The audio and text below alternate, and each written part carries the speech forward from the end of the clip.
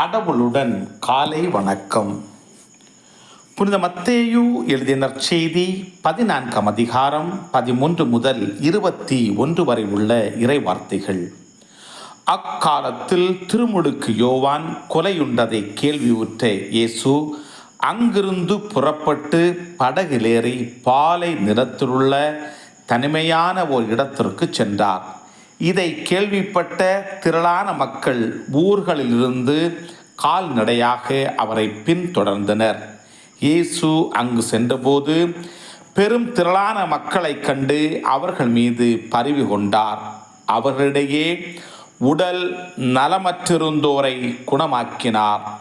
மாலையான போது சீடர் அவரிடம் வந்து, இவ்விடம் பாலை நிலம் ஆகிற்றே, நேரமும் ஆகிவிட்டது, ஊர்களுக்கு சென்று தங்களுக்கு தேவையான உணவு வாங்கிக் கொள்ள மக்கள் கூட்டத்தை அனுப்பிவிடும் என்றனர். இயேசு அவர்களிடம், அவர்கள் செல்ல வேண்டியதில்லை, நீங்களே அவர்களுக்கு உணவு கொடுங்கள் என்றார்.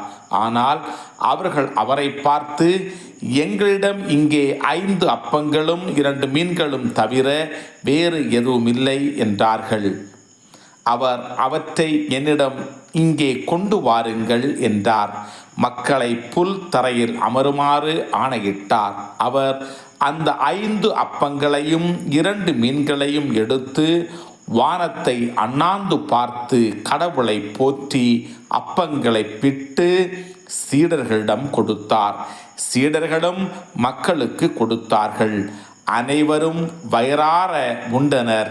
எஞ்சிய துண்டுகளை 12 கூடைகள் நிறைய எடுத்தனர்.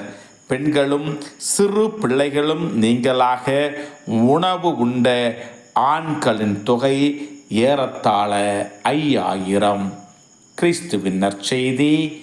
இந்த நாள் இனிய நாளாக அமைய வாழ்த்துக்கள். பல பல பல புதுமைகள், பெருமைகள், இனிமைகள் இறங்கிய நல்ல நாள், ஒரு நல்ல நாள், நம் தேவன் தந்த நாள். இது நல்ல நாள், ஒரு நல்ல நாள், நம் தேவன் தந்த நாள்.